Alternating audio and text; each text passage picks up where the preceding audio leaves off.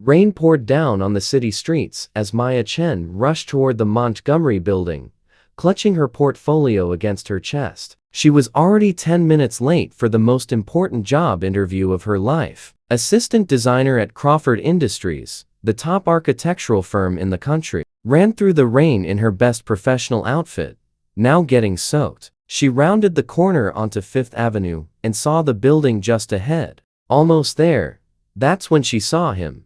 A man in an expensive gray suit was sitting on the wet pavement, leaning against a building wall. His face was pale, one hand clutched to his chest, breathing labored. People hurried past him, avoiding eye contact, treating him like part of the city's background.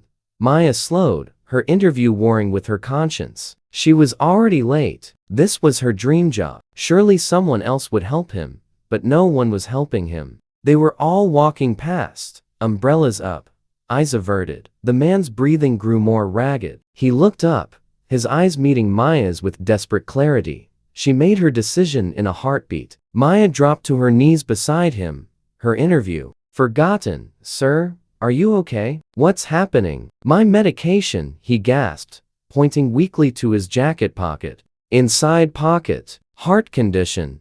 Maya reached into his jacket and found a pill bottle. Her hands shook as she opened it, shaking out a pill. Under your tongue, he managed to say. She helped him take the medication, then pulled out her phone. I'm calling an ambulance. No, he said, his breathing starting to ease slightly. Just need a minute. The medication works fast. Please, just stay until I can breathe properly. Maya knelt on the wet pavement in her interview clothes, one hand on his shoulder, watching his color slowly return. Her phone buzzed again. Another text. She ignored it. What's your name? The man asked after a few minutes, his voice stronger. Maya Chen. Are you feeling better? Much better, thanks to you. I'm Ethan. He looked at her soaked professional outfit, the portfolio she'd dropped. You were going somewhere important.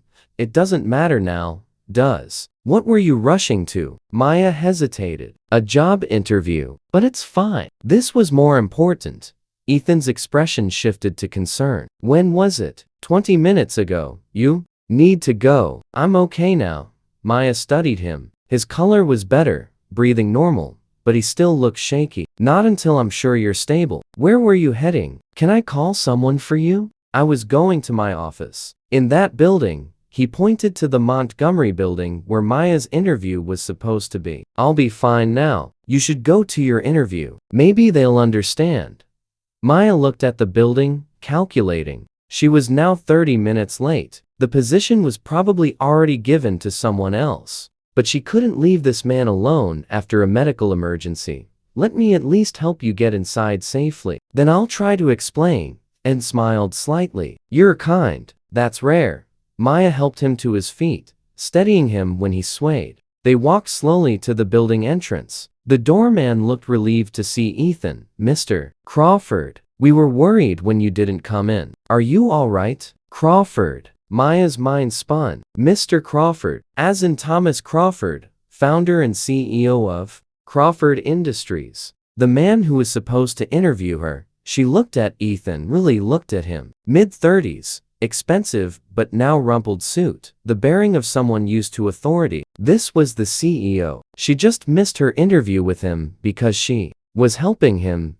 Ethan caught her expression and gave a small, knowing nod. Thank you for your help, Maya. I appreciate it more than you know. Should go, Maya said, suddenly mortified. I'm glad you're okay. She turned to leave, accepting that she'd lost the opportunity. But Ethan's voice stopped her. Maya Chen, you had an interview scheduled with me 35 minutes ago. She turned back slowly. Yes, sir. I'm sorry I missed it. I understand the position has probably been filled. Come with me, Mr. Crawford. You should rest, please. Come with me. They took the elevator to the top floor.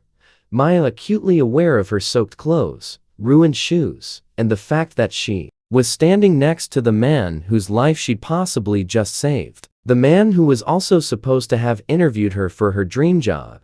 Ethan's assistant gasped when she saw him. Sir, are you all right? Miss Chen never showed up, and we were about to cancel my next meetings, Ethan said. Miss Chen and I need to talk. In his office. Ethan gestured for Maya to sit. He poured 2 cups of coffee from his private machine, handing her one. "Tell me about yourself," he said. "Mr. Crawford, I really think you should see a doctor. I'll go this afternoon. Right now, tell me about yourself. Pretend this is the interview you were supposed to have." So Maya did. She told him about graduating from State University with a design degree, about working at a small firm for 3 years, about her passion for sustainable architecture that served communities. She showed him her portfolio, the pages slightly water damaged but still showcasing her work. Ethan listened intently, asking insightful questions about her designs, her process, her vision. The interview stretched to an hour. "Why do you want to work here?" he finally asked. Maya chose honesty. "Because Crawford Industries designs buildings that matter. Not just luxury towers, but community centers, affordable housing, public spaces. You use architecture to improve lives, not just skylines. That's what I want to be part of." Ethan nodded slowly. "You were late today. 35 minutes late. That shows poor time management." Maya's heart sank. "Yes, sir, I understand. But you were late because you stopped to help a stranger having a medical emergency. You sacrificed your opportunity to make sure someone else was safe. That shows character." He paused. "Character matters more than punctuality. Are you offering me the position?" "I'm offering you something better. There's a project starting next month. A community center in an underserved neighborhood. For assistant, you've been an assistant for 3 years. Your portfolio shows you're ready for more. This project is yours if you want it." "I want it," Maya said without hesitation. "Thank you. I won't let you down. I know you won't. Anyone who gives up their dream job to help a stranger won't let anyone down." They shook hands, and Maya left in a daze. She'd gone to an interview, missed it to help someone, and somehow ended up with a better position than she dreamed possible. 3 years later, Maya's community center won a national design award. She stood on stage accepting it with Ethan beside her, now a mentor and friend. The building served thousands of families, exactly as they'd envisioned. "You know," Ethan said at the celebration afterward, "I had already decided to hire someone else that day. Before my heart episode, the person I thought was perfect for the job."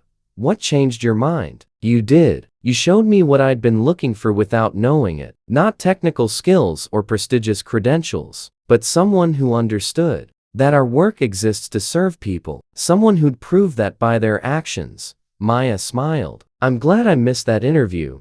I'm glad you helped a stranger in the rain." The girl who'd given up her opportunity to help someone in need had gained something far more valuable. Not just a job, but a career built on the same principles that had made her stop that rainy morning. The belief that people always matter, more than plans. If this story inspired you, share and subscribe for more tales of unexpected opportunities. Comment about a time doing the right thing led somewhere unexpected.